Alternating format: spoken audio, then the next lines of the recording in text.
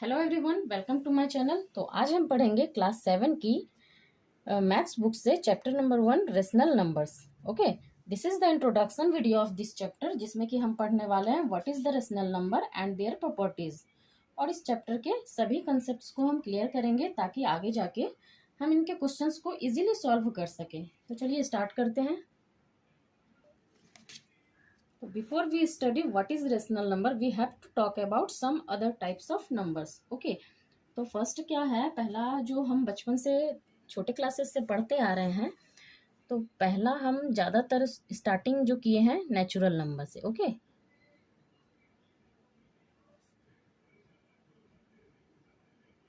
Natural numbers क्या होते हैं? देखिए, अगर लेट सपोज हमें कुछ काउंट करना होता है तो हम कैसे काउंटिंग स्टार्ट करते हैं? 1 2 3 4 5 6 टू सो ऑन, इस तरह से काउंटिंग स्टार्ट करते हैं। लेट सपोज अगर आपके क्लास टीचर ने आपको कहा कि हमें काउंट करके बताओ कि क्लास में कितने बच्चे हैं, तो आप कैसे काउंट करते हैं? काउंटिंग तो 1 से ही स्टार्ट होता है, 1 2 3 4। या फिर मान लीजिए कोई बुक है, मान लीजिए ये बुक है और इसमें आपको काउंट करना है कि इसमें कितने पेजेस हैं, तो हम काउंटिंग 1 से ही स्टार्ट करते हैं, 1 2 3 4 5 6 लाइक दिस, है ना। तो जो भी हमारे काउंटिंग नंबर हैं वो उन्हें ही हम नेचुरल नंबर्स कहते हैं। तो काउंटिंग नंबर्स को नेचुरल नंबर क्यों कहा जाता है? बिकॉज देखिए, ये हमारे अंदर से नेचुरली बाहर आता है। कुछ भी हमें काउंट करना होता है तो नेचुरली हमारे मुंह से 1 2 3 4 इस तरह से काउंट होता है। तो जो भी हमारे काउंटिंग नंबर्स हैं उन्हें ही हम क्या कहते हैं? नेचुरल नंबर कहते हैं। तो इस तरह से नेचुरल नंबर का डिफिनेशन क्या आया? काउंटिंग नंबर्स जैसे 1 2 3 4 लाइक दिस, जिसे कि हम यूज करते हैं काउंटिंग्स में। तो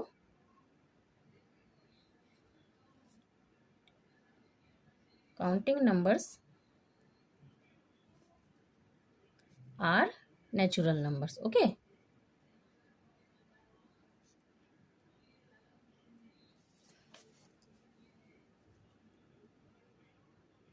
काउंटिंग नंबर्स ही क्या होते हैं? नेचुरल नंबर होते हैं। ठीक है, नेक्स्ट क्या होता है इसके बाद? Whole number.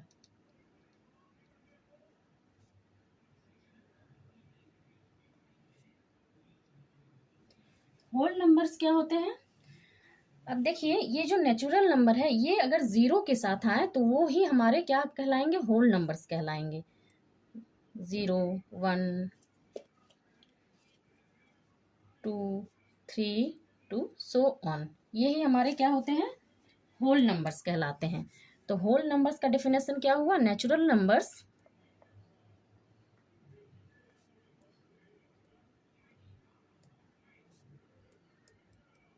along with 0 are whole numbers.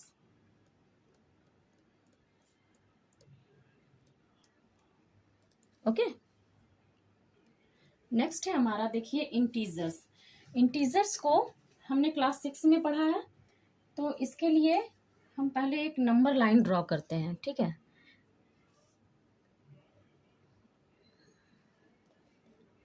Number line हमने ड्रॉ किया और इसके इस लाइन के मिड में जो होता है वो क्या होता है? सेंटर में 0। ठीक है, जीरो के लेफ्ट में जो नंबर्स होते हैं वो क्या होते हैं? नेचुरल नंबर्स होते हैं। जीरो के लेफ्ट में जो भी नंबर्स आएंगे 1 2 3 4 5 6 इस तरह से एरो मीन्स ये नंबर और आगे जाएगा। ठीक है, ये सारे नेचुरल नंबर्स होते हैं। और जीरो के राइट में जो नंबर्स आते हैं वो क्या होंगे? वो नेगेटिव नंबर्स होते हैं, -2 -3 -4 टू सो ऑन। ठीक है, तो इंटीजर्स क्या होते हैं? All the natural numbers, zero and positive numbers, सारे जब एक साथ होते हैं तो ये क्या कहलाएंगे? इंटीजर्स कहलाएंगे। तो इसका डेफिनेशन क्या आया?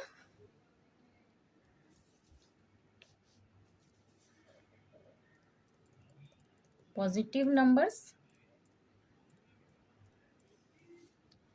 नेगेटिव नंबर्स ये सारे पॉजिटिव नंबर्स, उसके बाद ये नेगेटिव नंबर्स,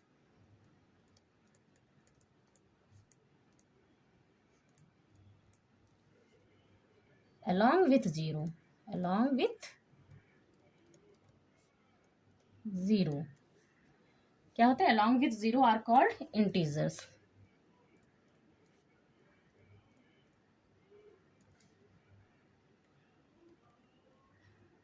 ओके, सारे पॉजिटिव नंबर्स और सारे नेगेटिव नंबर्स और उसके साथ ही साथ जीरो, ये सारे क्या हो गए, हमारे इंटीजर्स हो गए।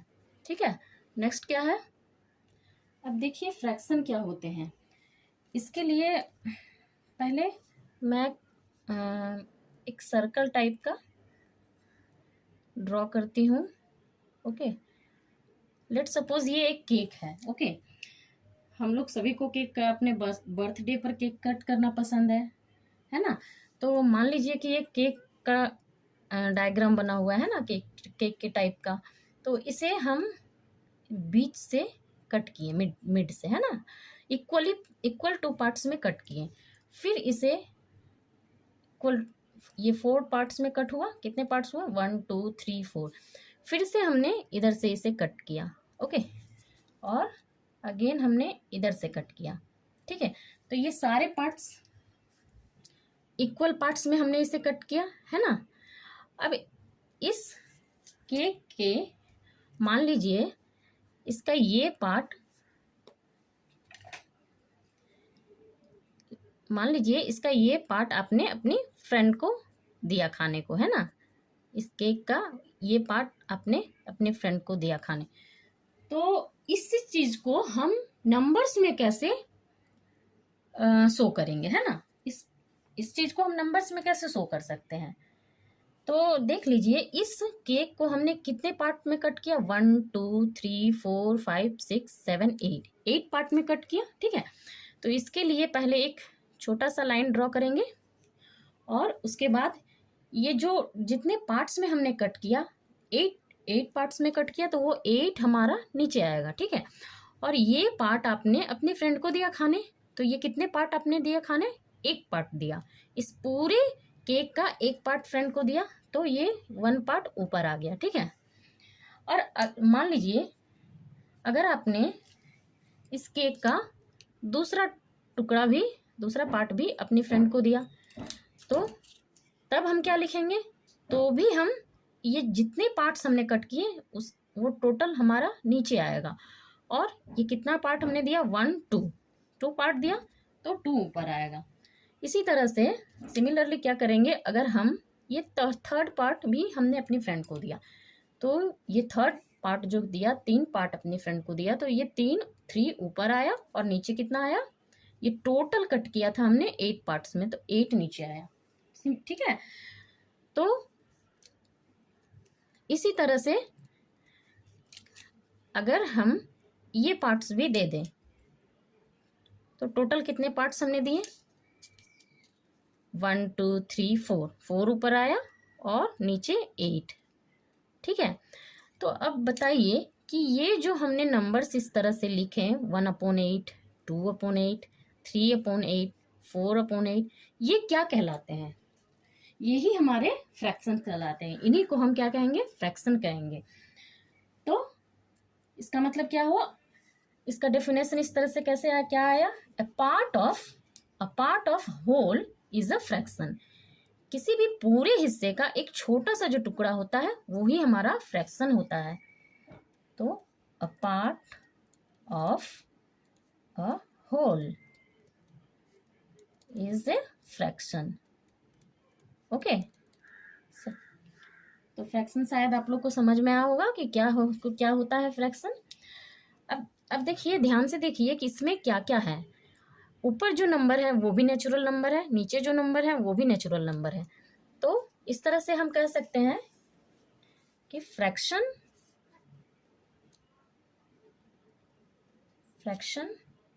Is the ratio of natural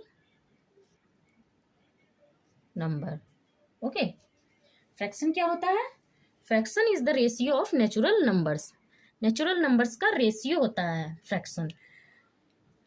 अब फ्रैक्शन में ये जो ऊपर का जो पार्ट है इसे क्या कहते हैं हम, और नीचे के पार्ट को क्या कहते हैं।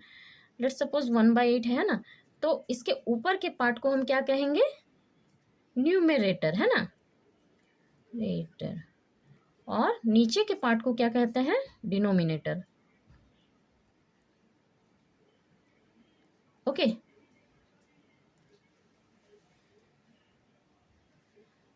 चलिए नेक्स्ट टॉपिक पर चलते हैं। तो हमारी फर्स्ट प्रॉपर्टी क्या है, देखिए, if p upon q is a fraction and n is a natural number. अगर p अपॉन q एक फ्रैक्शन है और n एक नेचुरल नंबर है, प्रॉपर्टी क्या है, if p upon q is a fraction and n is a natural number. अगर p upon q एक फ्रैक्शन है और n एक नेचुरल नंबर है, देन क्या होगा, then p upon q is equal to p multiplied by n and q multiplied by n। Okay, अगर हम p में n एक नेचुरल नंबर से मल्टीप्लाई करेंगे तो हमें q में भी एक नेचुरल नंबर से मल्टीप्लाई करना होगा। ठीक है, एक एग्जांपल लेते हैं। मान लीजिए 2 अपॉन q एक फ्रैक्शन है। ओके, तो इस अगर हम 2 में किसी नेचुरल नंबर मान लीजिए 3 से मल्टीप्लाई करते हैं, तो हमारे इसके डिनोमिनेटर में भी हमें 3 से मल्टीप्लाई करना होगा। ठीक है, तो ऐसा क्यों करते हैं, लेट सपोज आपको किसी फ्रैक्शन को कोई जैसे ये फ्रैक्शन है 2/3, इसका एक इक्विवेलेंट फ्रैक्शन फाइंड करना हो, तो उस जगह पर ये प्रॉपर्टीज हमारे यूज होती है। ठीक है, नेक्स्ट प्रॉपर्टीज देखते हैं। अब सेकंड प्रॉपर्टी हमारी क्या है कि if p upon q is a fraction and n is a natural number, then क्या होगा, then p upon q is equal to p divided by n upon q divided by n। अगर हम numerator में किसी natural number से divide करेंगे तो denominator को भी हमें नेचुरल नंबर से डिवाइड करना होगा। ओके, एक एग्जांपल लेते हैं। देखिए, लेट सपोज 8/24 है ना, तो अगर हम 8 में 4 से डिवाइड करेंगे तो 24 में भी हमें 4 से डिवाइड करना होगा। तो हमारा क्या आंसर आएगा, 4 2 ज़ा 8, 2 टाइम्स कटेगा और नीचे 6 आएगा, है ना। इसे फिर से हम डिवाइड कर सकते हैं, इसे और छोटा करना होगा तो 2 से डिवाइड करेंगे तो, और नीचे भी 2 से डिवाइड करेंगे तो ऊपर 1 आया, नीचे 3 आया। ठीक है, इस प्रॉपर्टी का यूज हम तब करते हैं जब किसी फ्रैक्शन को हमें स्टैंडर्ड फॉर्म में लाना हो या फिर सिंपलेस्ट फॉर्म में लाना हो, तो हम इस प्रॉपर्टी का यूज करते हैं। ठीक है, नेक्स्ट प्रॉपर्टी देखते हैं क्या। तो थर्ड प्रॉपर्टी हमारी क्या कहती है, p upon q and r upon s दो फ्रैक्शंस हैं। ये दो फ्रैक्शंस इक्विवेलेंट कब होंगे, p upon q and r upon s are said to be equivalent fraction. ये दोनों कब इक्विवेलेंट होंगे, जब हमारा p multiplied by s equal होगा r मल्टीप्लाइड बाय q, है ना। इसे इस तरह से समझ सकते हैं, p upon Q r upon s, इसे हम क्रॉस मल्टीप्लाई करेंगे। ठीक है ना, फर्स्ट फ्रैक्शन का न्यूमरेटर सेकंड फ्रैक्शन के डिनोमिनेटर से मल्टीप्लाई करेंगे, है ना, और फर्स्ट फ्रैक्शन के डिनोमिनेटर और न्यूमरेटर को मल्टीप्लाई करके जो आया, ये दोनों अगर हमारा इक्वल हुआ तो ये दोनों फ्रैक्शंस क्या होंगे, इक्विवेलेंट फ्रैक्शन होंगे। लेट सपोज हम एक एग्जांपल लेते हैं, p upon q is equal to 3/5। ठीक है, और सेकेंड फ्रैक्शन है r upon s equal to 9/15। ठीक, तो इनको हम देखते हैं कि ये इक्विवेलेंट फ्रैक्शंस हैं या नहीं। तो हम क्या करेंगे, 3/5 9/15 लिखा हमने, अब इसे क्रॉस मल्टीप्लाइड कर देंगे। यहाँ इसके न्यूमरेटर को इसके डिनोमिनेटर से और इसके न्यूमरेटर को इसके डिनोमिनेटर से, तो चेक करते हैं क्या होता है। 3 मल्टीप्लाइड बाय 15 क्या आया, 45। 9 मल्टीप्लाइड बाय 5 क्या आया, 45। ये दोनों क्या है, इक्वल है, दिस मीन्स क्या हुआ, हमारे ये दोनों फ्रैक्शंस इक्विवेलेंट फ्रैक्शंस हैं। ठीक, अब नेक्स्ट प्रॉपर्टीज क्या कहती है देखते हैं। अब देखिए फोर्थ प्रॉपर्टी है, तो देखिए फोर्थ प्रॉपर्टी क्या है, P upon Q lowest form या फिर सिंपलेस्ट फॉर्म में कब होगा, जब हमारा जो ये P एंड Q है इनके सिर्फ एक ही कॉमन फैक्टर हो। ठीक है, when P and Q have no common factor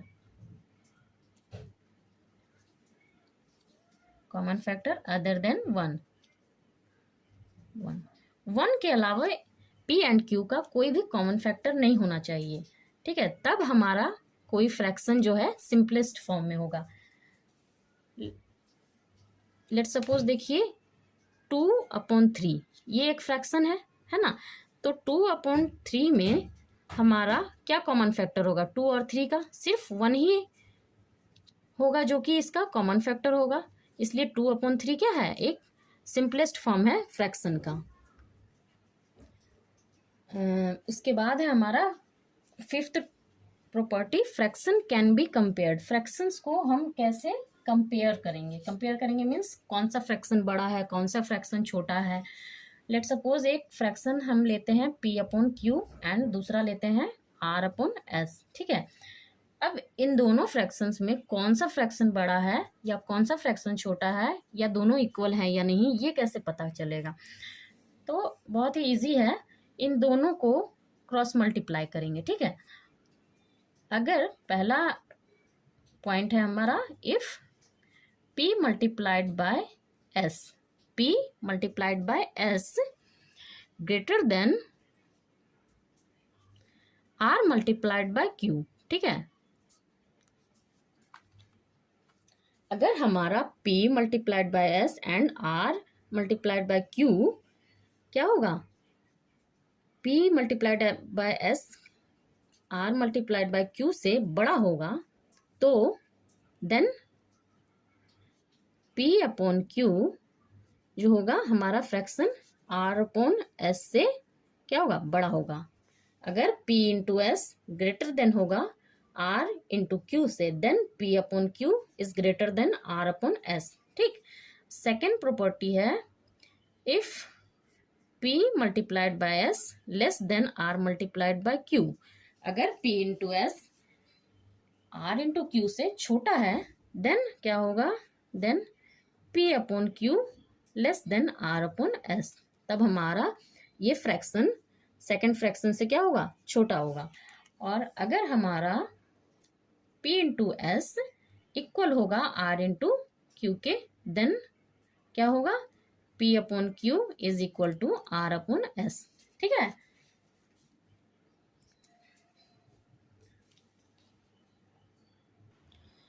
तो चलिए अब स्टार्ट करते हैं कि रेशनल नंबर्स क्या होते हैं, है ना। इससे पहले के नंबर्स हम तो समझ चुके हैं, अब इसके लिए एक हम नंबर लाइन ड्रॉ करेंगे। इस नंबर लाइन के मिड पॉइंट पर सेंटर में क्या आता है, 0। ठीक है, 0 के लेफ्ट में जो नंबर्स होते हैं वो सारे क्या होते हैं, पॉजिटिव नंबर्स। तो 1 सेम डिस्टेंस पर होते हैं, 0 से सेम डिस्टेंस पर 1 होता है, फिर 1 से इक्वल डिस्टेंस पर 2, फिर 3, फिर 4, इस तरह से आगे जाते जाता है। ठीक, फिर 0 के राइट में कौन से नंबर्स होते हैं, सारे नेगेटिव नंबर्स होते हैं राइट में, और ये भी 0 से इक्वल डिस्टेंस पर होते हैं। ठीक है, तो सारे पॉजिटिव नंबर्स हमारे 0 के लेफ्ट में और सारे नेगेटिव नंबर्स 0 के राइट में। अब देखिए ये सारे तो हमारे इंटीजर्स हो गए। अब 0 और 1 के ठीक मिड पॉइंट पर जो नंबर आएगा वो क्या होगा, हमारा क्या होगा, वो फ्रैक्शन होगा 0 से 1 के बीच। इसे हम 2 पार्ट में डिवाइड करेंगे, तो हमारा नीचे क्या आ गया, 2, और क्योंकि ये फर्स्ट पार्ट है यहाँ से यहाँ तक, इसलिए 1/2 1/2 आया। ये पार्ट क्या होगा, 2/2, तभी तो 2 कट के कैंसिल होके हमारा 1 बचता है। फिर 1 से 2 के बीच एक पॉइंट है ना, बीचों बीच 2 पार्ट में करेंगे, तो 0 से काउंट करेंगे first part, second part, third part, 3 ऊपर आएगा, नीचे 2 आएगा, है ना। ये पॉइंट क्या हुआ हमारा 4/2, क्योंकि देखिए यहाँ से काउंट करेंगे 1 2 3 4, है ना। तो 4/2, ये 2 कट कैंसिल जाएगा हमारा, और इसी से हमारा यहाँ 2 आया। इसी तरह से 2 के और 3 के बीच जो मिड पॉइंट होगा वो क्या होगा, 3/2 के बाद 4/2, ये 5/2। ओके, इस तरह से आगे फ्रैक्शंस बनते जाएंगे। सिमिलरली इधर भी हमारा 0 के लेफ्ट में भी सेम प्रोसेस होगा। यहाँ 0 और 1 के बीच 1/2, यहाँ 0 और -1 के बीच -1/2, -1 और -2 के बीच -3/2, -2 -3 के बीच -5/2। ठीक है, तो इसमें देखिए हमारे ये सारे नंबर्स, नीचे के जो सारे नंबर्स हैं, ये सारे नंबर्स हमारे क्या हुए, इंटीजर्स हुए। ठीक है, ये जो सारे फ्रैक्शंस, ये सारे नंबर्स क्या हो गए हमारे, 1/2, 3/2, 5/2, ये सारे क्या हो गए, ये फ्रैक्शंस हो गए। ये सारे नंबर्स इंटीजर्स हो गए, ये फ्रैक्शंस हो गए। और ये सारे नंबर्स क्या हुए, नेगेटिव में, क्योंकि फ्रैक्शन तो कभी भी नेगेटिव में नहीं आता है, तो इसे हम फ्रैक्शन तो नहीं कह सकते हैं। तो यही से हमारा डिस्कवर हुआ है क्या, रेशनल नंबर्स। तो ये सारे हमारे क्या हो गए, रेशनल नंबर्स हो गए। ठीक है, तो रेशनल नंबर्स का डेफिनेशन क्या आया हमारा यहाँ से, any numbers which have any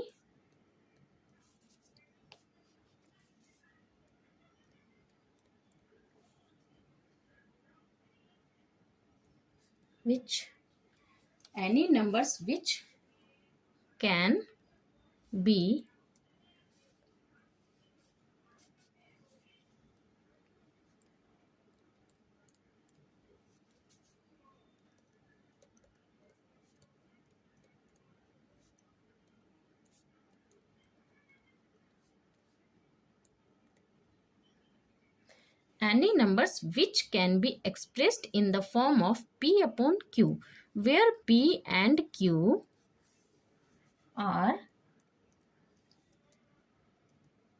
integers, है ना, and Q not is equal to 0 is known as a rational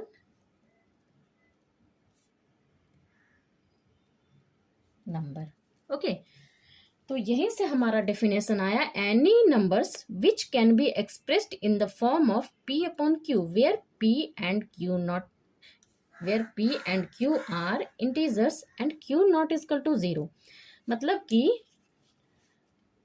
that means क्या हुआ हमारा, P/Q इंटीजर्स कब होगा, P/Q इंटीजर्स कब होगा, जब P और Q दोनों, P/Q रेशनल नंबर कब होगा, जब P एंड Q क्या होंगे, इंटीजर्स होंगे, और Q not equal to 0। Okay,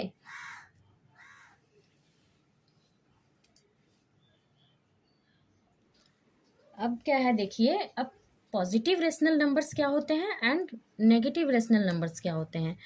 देखिए, ऐसे रेशनल नंबर्स जिनके न्यूमरेटर और डिनोमिनेटर में सेम साइन हो। ठीक है, लेट्स सपोज एक रेशनल नंबर्स, एक एग्जांपल लेते हैं। ठीक है, 5/2।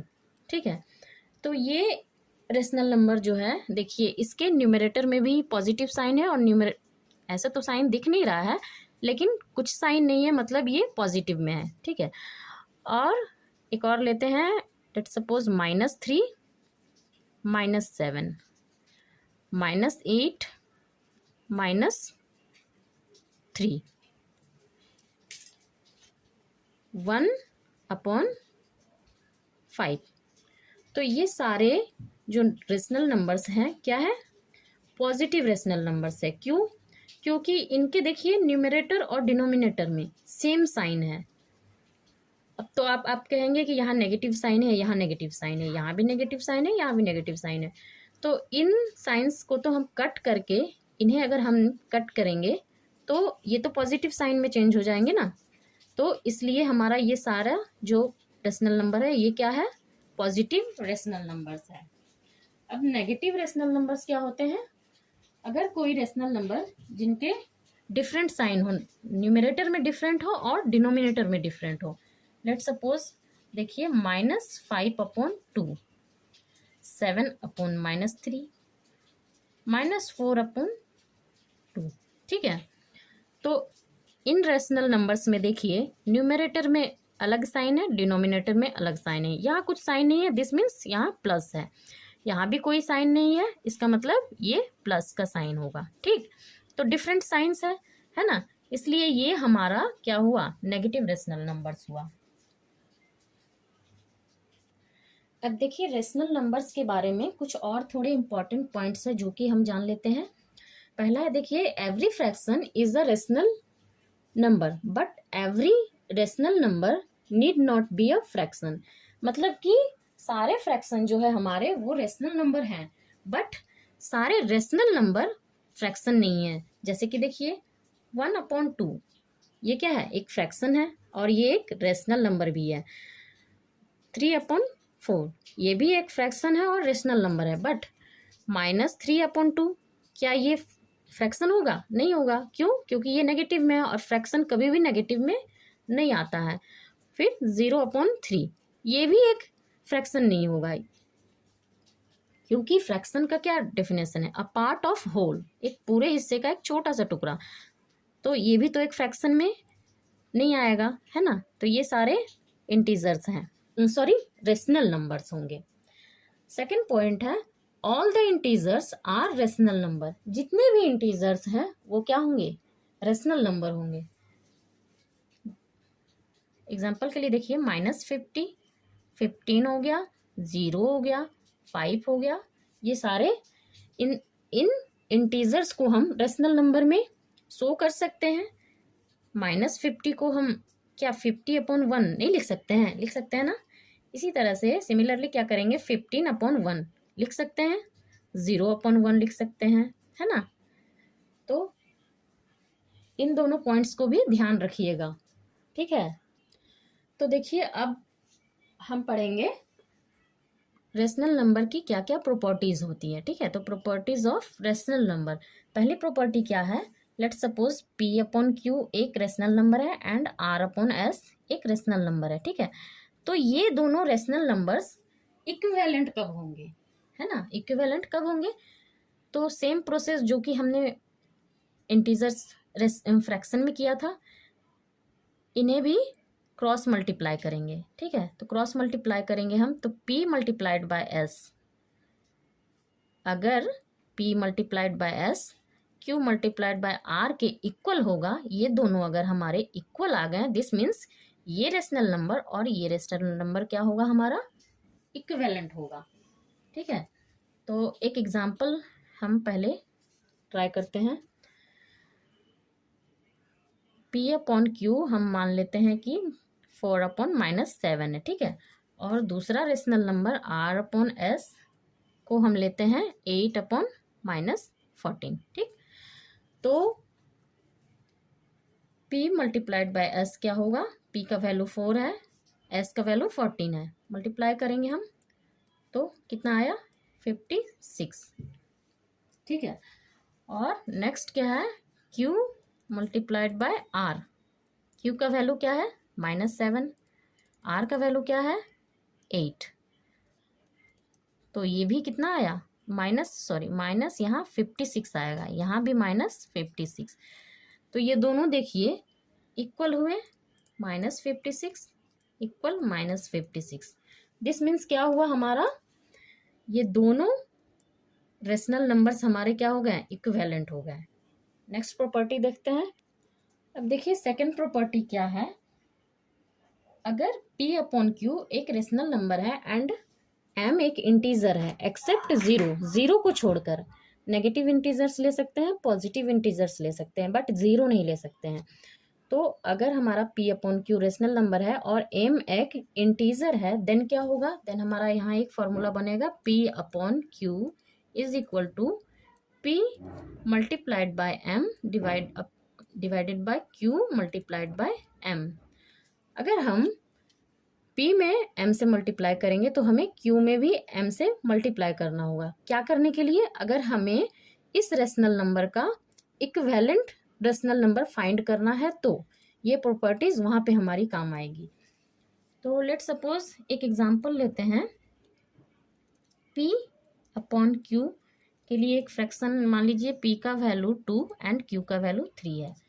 तो अगर 2/3 का हमें इक्विवेलेंट रेशनल नंबर फाइंड करना होगा तो ये प्रॉपर्टी हम यूज करेंगे। तो 2/3 अगर हम 2 में 2 से मल्टीप्लाई करेंगे तो 3 में भी हमें 2 से मल्टीप्लाई करना होगा। तो 2 से क्यों मल्टीप्लाई किए, 1 से क्यों नहीं किए? 1 से अगर हम करेंगे तो सेम यही रेशनल नंबर हमारा चला आएगा, है ना। तो 2 से करेंगे, 2 2 ज़ा 4 और 3 2 6। सेकंड क्या होगा, फिर 3 से मल्टीप्लाई करेंगे तो हमारा सेकंड रेशनल नंबर आ जाएगा 3/3 मल्टीप्लाइड बाय 3। क्या आया? 3 2 6 3 3 9, है ना। तो इस प्रॉपर्टी का यूज हम कहाँ करेंगे? जब हमें इक्विवेलेंट रेशनल नंबर फाइंड करना होगा। तो थर्ड प्रॉपर्टी हमारी है, if P upon Q is a rational number and M क्या है? एक कॉमन डिवाइजर है। किसका? P एंड Q का। अगर P अपॉन Q एक रेशनल नंबर है और M इन दोनों का एक कॉमन डिवाइजर है तो देन हमारा क्या फॉर्मूला यहाँ आएगा? P upon Q is equal to P divided by M and Q divided by M। ठीक है। अगर हम P में M से डिवाइड करेंगे तो Q को भी हमें M से डिवाइड करना होगा। एग्जाम्पल लेते हैं। लेट सपोज -21 डिवाइडेड बाय 14 है। ठीक है। इसे हमें सिंपलेस्ट फॉर्म में लाना है। तो सिंपलेस्ट फॉर्म में लाने के लिए क्या करेंगे? अब देखिए कि इन दोनों को कौन सा ऐसा नंबर है जो कि इन दोनों को डिवाइड कर दे। तो देखिए -21, अगर हम 21 को 7 से डिवाइड करेंगे तो 49 को भी 7 से डिवाइड करेंगे, दोनों नंबर हमारा 7 से डिवाइड हो जाएगा। तो क्या आया? ऊपर हमारा 3 आया, -3 और नीचे 7 7, हाँ। तो ये जो रेशनल नंबर हमारा आया ये क्या है? इस रेशनल नंबर का सिंपलेस्ट फॉर्म है। तो इस प्रॉपर्टी का यूज हम कहाँ करेंगे? जब हमें किसी रेशनल नंबर का सिंपलेस्ट फॉर्म फाइंड करना होगा तो। ठीक। तो सिंपलेस्ट फॉर्म क्या होता है? Let's suppose P upon Q एक रेशनल नंबर है तो ये रेशनल नंबर हमारा सिंपलेस्ट फॉर्म में कब होगा या फिर स्टैंडर्ड फॉर्म में कब होगा? जब व्हेन Q इज पॉजिटिव, जब हमारा ये Q जो है ये हमारा पॉजिटिव होगा। ठीक है। And P and Q have HCF 1। P और Q का HCF जो होगा सिर्फ 1 होगा। HCF मीन्स इन दोनों का कॉमन डिवाइजर जो होगा सिर्फ 1 होना चाहिए, 1 के अलावा कुछ और नहीं होना चाहिए। लेट सपोज देखिए क्या एक एग्जांपल लेते हैं। लेट सपोज 15/35, ये क्या सिंपलेस्ट फॉर्म में है? इन दोनों का जो कॉमन डिवाइजर होगा क्या 1 होगा? नहीं, 1 से ज़्यादा होगा। देखिए ये 15 और 35 दोनों 5 से भी कट हो जाता है। तो इन दोनों को हम 5 से डिवाइड करते हैं पहले। तो क्या आया हमारा? 3 एंड 7 आया ना। अब देखिए 3 और 7 का HCF क्या आएगा? 1 आएगा। और नीचे जो Q का वैल्यू है हमारा क्या है? 7 है, एक पॉजिटिव नंबर है। तो ये हमारा क्या हुआ? एक किसी भी रेशनल नंबर का सिंपलेस्ट फॉर्म जो होता है वो यही होगा। HCF हमारा 1 होना चाहिए एंड Q क्या होना चाहिए? एक पॉजिटिव नंबर होना चाहिए। ठीक है। नेक्स्ट टॉपिक हमारा है absolute value of rational numbers. ठीक है।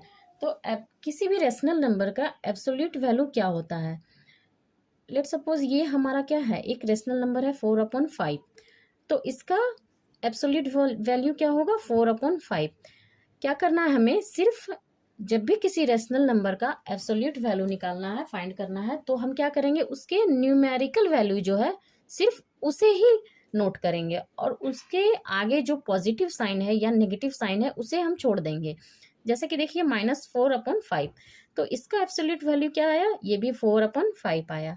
मतलब हमें सिर्फ न्यूमेरिकल वैल्यू लेना है, हमें नेगेटिव या पॉजिटिव साइन को नहीं लेना है।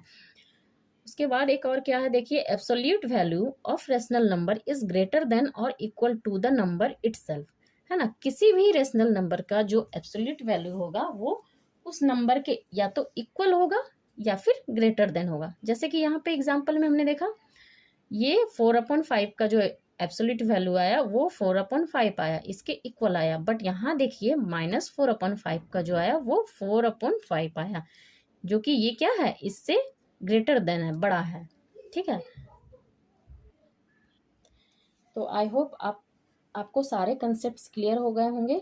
अगर कुछ भी डाउट हो तो कमेंट बॉक्स में हमें लिख कर बताएं, हम उस पर भी अलग से वीडियो बनाएंगे और आपके डाउट्स को क्लियर करेंगे। ठीक है, और अगर आपको मेरी वीडियो अच्छी लगी हो तो प्लीज़ मेरे वीडियो को लाइक करें, मेरे चैनल को सब्सक्राइब करें और अपने दोस्तों में ज़्यादा से ज़्यादा शेयर करें। Thank you so much.